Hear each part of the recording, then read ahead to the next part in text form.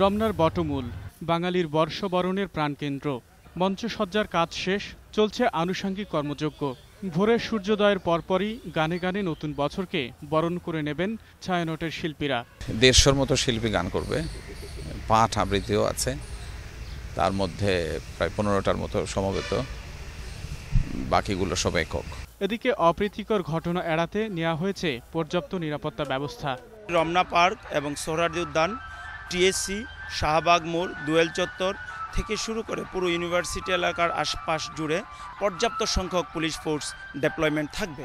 অমঙ্গলের ছায়া দূর করতে মঙ্গল শোভাযাত্রার জন্য প্রস্তুত হচ্ছে চারুকলা। শিল্পীদের বিরামহীন কর্মযজ্ঞে রূপ দেয়া হচ্ছে লোকজ ঐতিহ্য আর সংস্কৃতির অনুষঙ্গ।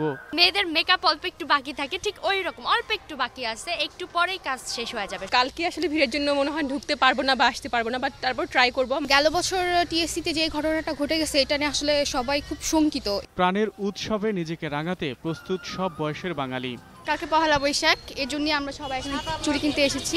মঙ্গলময় আগামীর জন্য এখন শুধুই অপেক্ষা। রাত পোহালেই বর্ষবরণের যজ্ঞ শুরু। প্রস্তুত চারুকলায় মঙ্গল শোভাযাত্রার অনুষঙ্গ। প্রস্তুত রমনার বটমূলে প্রভাতী অনুষ্ঠানের আয়োজন। সবার প্রত্যাশা, সব কুসংস্কার মুছে ফেলে সুন্দরের পথে চলবে আগামী দিনগুলো। আকবর হোসেন সুমন, 21 টেলিভিশন, ঢাকা।